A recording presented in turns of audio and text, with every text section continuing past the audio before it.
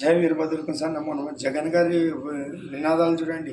Save democracy అంటాం. మళ్ళీ ఆయన 5 ఏళ్ళు ఉన్నప్పుడు ప్రజలందరూ గుర్తు రాలే. తాడేపల్లిగూడెంలో కూర్చొని ఎలక్షన్ ముందు 2-3 నెలల ముందు వచ్చి నాటకం ఆడి ఎంత ఇది చేసినట్టు చూసినాం. ఎవరున్నా పెట్టుబడిదారులు, ప్యాలెస్లు. ఇప్పుడు రుషికొండలో ఆయన గెలిచింటే అడవై ఆశ్రమం ఉంటుండే. మళ్ళీ ఓడిపోయినాడు కాబట్టి ఇప్పుడు మళ్ళీ రాష్ట్రపతి కోసమో ప్రధానమంత్రి కోసమో అని చెప్తాడు. కానీ మన ఆయన నన్ను రుషికొండలు వచ్చి ఇప్పుడుండే గవర్నమెంట్ కూడా ఏమో ఆలోచించబడలేదు. మీరు కూడా కొనుక్కు వెళ్ళాను పాలన చేసేది. ఇప్పుడు మన ఆయన వీరభద్ర వచ్చి మొత్తము భారతదేశాన్ని చేతిలో తీసుకుని విశ్వగురువై ప్రపంచ దేశాన్ని తన పాదాల చేతికి తెచ్చుకుంటాడు. ఇదంతా మన ఆయన వాక్యాలని వీరభద్రాచార్య అంటే స్వామివారి హెచ్చరికలు ఇవి. మనం తెలుసుకొని వెళ్ళగల కర్మ సిద్ధాంతం ప్రకారము మన జీవితాలు శరీరాలు వెలిగించుకోవాలి. ఫస్ట్ మన జీవితం ఆలోచిస్తాం, నాయకుల నుంచి కాదు.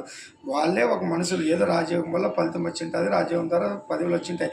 వాళ్ళు పట్టుకున్న వాళ్ళు ధర్మాన్ని పట్టుకుని నాయకులను పట్టుకుని వెలుగుతారు, అధర్మాన్ని పట్టుకుని నలిగిపోతారు. తస్మాత్ జాగ్రత్త.